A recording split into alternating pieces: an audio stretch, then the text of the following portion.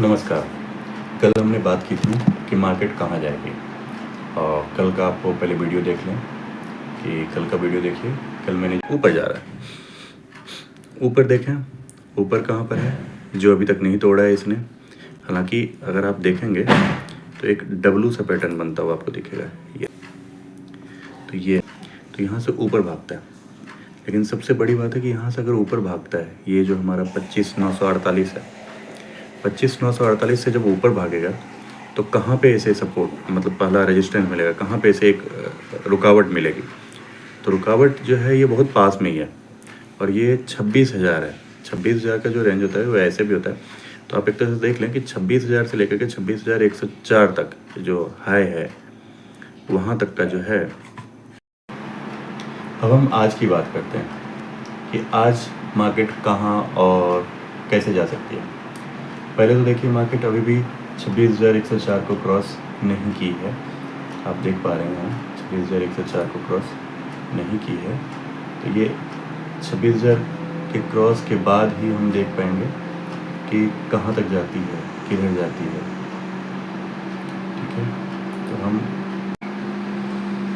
26,104 को देखेंगे सबसे पहले कि 26,104 को क्रॉस करे। कल 26,104 को क्रॉस नहीं किया है, तो अब डिपेंड करता है। मार्केट अभी भी ऊपर की तरफ बना हुआ है। अगर आप इस चीज़ को देखें, ध्यान दें यहाँ पे कि ये जो ये लाइन बना लिया है 26,040 वाला, 40 से 60 वाला जो लाइन है, ये 40 से 60 के नीचे नहीं आता तब तक ये अभी 25,914 तक नहीं जाएगा। यानी अब 26 यहाँ से यहाँ तक जाने के लिए मार्केट को, अब यहाँ से यहाँ तक जाने के लिए, यहाँ से यहाँ तक आने के लिए, ये जो है ये वाला लाइन, इस लाइन तक आने के लिए पहले इसे 26,039 को क्रॉस करना पड़ेगा। ये 26,039 को तक क्रॉस नहीं करेगा, इस लाइन को क्रॉस नहीं करेगा 26,039 को, तो तक अभी नीचे नहीं आएगा। अब मान लीजिए ओपन ही यहीं पे होता है 26,039 के नीचे, तो फिर अगर 39 के नीचे आता है तो फिर ये एक रेंज बाउंड फिर से बन जाएगा, और ये 814 वाला जो है हमारा जो कल का सपोर्ट है वो आ जाएगा। लेकिन उस सपोर्ट से पहले हमारे पास एक सपोर्ट रहेगा, क्योंकि यहाँ पे EMA जो है 50 EMA वो 25,992 का है। तो पहले EMA और अगर आप देखें तो 980 के आसपास ये पहले एक बार रुकेगा, क्योंकि यहाँ पे बहुत सारा सपोर्ट मिला हुआ है। ये निफ्टी का है, तो अभी निफ्टी एक तरह से रेंज बाउंड है। अगर ये यहीं पे खुलता है जहाँ पे है, तो ये 104 को क्रॉस करते हुए ऊपर की ओर जाएगा। अब ऊपर कितना जाएगा, तो ऊपर कितना जाएगा इसके लिए हमें डे वाले में जाके देखना पड़ेगा। डे को हम देखते हैं, डे में आप देखेंगे वही 104 की हाई है, हाई को क्रॉस करेगा तो ये अपना हाई लो, मतलब हाई को क्रॉस करेगा। ये अभी तक की हाई को जो हाई बना रखी है इसने अभी तक की, उस हाई को क्रॉस करेगा 110 के आसपास। और क्रॉस करने के बाद अक्सर होता है कि 100 को क्रॉस करने के बाद अक्सर होता है 200 और 300 भी जा सकती है मार्केट। डिपेंड करता है मूव कैसा है, कितनी वॉल्यूम के साथ आई है, क्या है।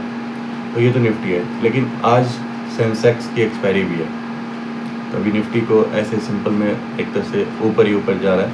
बस नीचे केवल खुलने पे है, ओपन पे डिपेंड करता है कि कहाँ पे ओपन हो रहा है, उस पर ध्यान देंगे। जहाँ पे ओपन होगा उसके हिसाब से इसको हम लोग देखेंगे कि क्या है। लेकिन अब सेंसेक्स को देख लेते हैं। सेंसेक्स की एक्सपायरी है, तो सबसे पहले उसको देखते हैं। सेंसेक्स में भी अगर आप सपोर्ट लेवल देखें तो डे वाइज सपोर्ट जो है इसका 84, 169, 70 है, और ये भी अभी ऊपर की तरफ ही मूव बनाया हुआ है। इसके मूड भी जो है ऊपर की तरफ ही दिख रहे हैं, पॉजिटिव ही दिख रहा है। तो निफ्टी पॉजिटिव है, मार्केट पूरा पॉजिटिव है सेंसेक्स। और इसका जो हाई है, हाई आप इसका देखें, ये हाई आपका बना हुआ है 85,290, 85,290 का हाई बना हुआ है।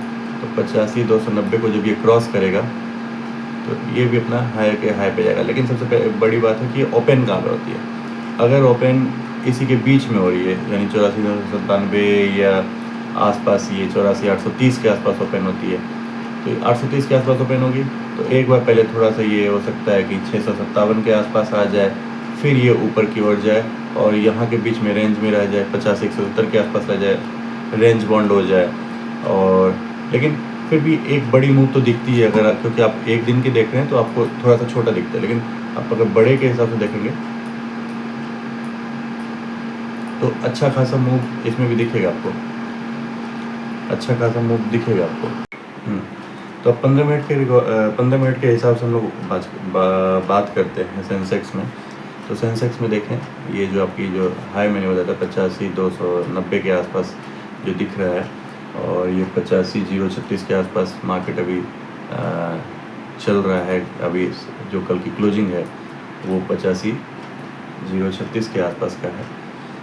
तो अब डिपेंड करता है कि मार्केट अगर इसी के बीच में खुल जाती है, और खुलने पे क्या होगा कि ये इसी के बीच में या तो नीचे आ जाए, रेंज बाउंड बन जाएगा, तो आपको 85,036 से 84,169 के आसपास, जो कि बहुत बड़ा पॉइंट है।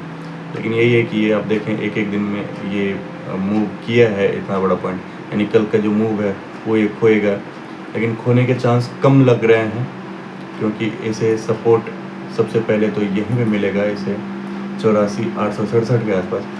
तो डिपेंड करता है, क्लोजिंग होता है तो ये यहाँ के आसपास थोड़ी देर के लिए चलेगा दिन में, फिर एक मूव आ सकता है 11 साढ़े 11 के आसपास, और आप सतर्क रहें कि कहाँ पे ओपनिंग होता है। अगर ओपनिंग इस बीच में होता है तो संभावना है कि ये इस बीच में रुका, और यहाँ से नीचे सीधे आप शॉर्ट के लिए ना चले जाएँ कि ठीक है भाई अब तो यहाँ पे रुक गया है, सीधे शॉर्ट चले जाए। जब तक ये 84,867 को न तोड़े तब तक आप इसमें सेल के लिए न जाएं, इसके मूव को क्रॉस करने दें, इस बीच में ट्रेड ना करें, ज़्यादा अच्छा है, क्योंकि ये ट्रेड जोन नहीं है, यहाँ बचना चाहिए, फंसने वाला जोन है, ये ट्रेप जोन है। ऐसे मैं ऐसे करता हूँ, ये वॉर जोन है, वॉर जोन में कभी भी नहीं जाना चाहिए। तो वॉर जोन से जैसे ही बाहर निकलता है, यानी कि कौन जीत रहा है उसके साइड जाएँ, जो जीत रहा है वो आगे तक जीतता चला जाएगा, अब जब तक कि उसे दूसरा कोई वॉर जोन ना मिले। तो यहाँ से आगे क्रॉस करता है तो इसे नेक्स्ट वॉर जोन 85,286 के आसपास मिलने वाला है, जो 85,286 यानी कि जो इसका जो हाई है वहाँ के आसपास मिलने वाला है। 286 नहीं 295 है, 85,295 के आसपास इसका है, यानी 90-95 के आसपास इसको अपना वॉर जोन मिलेगा।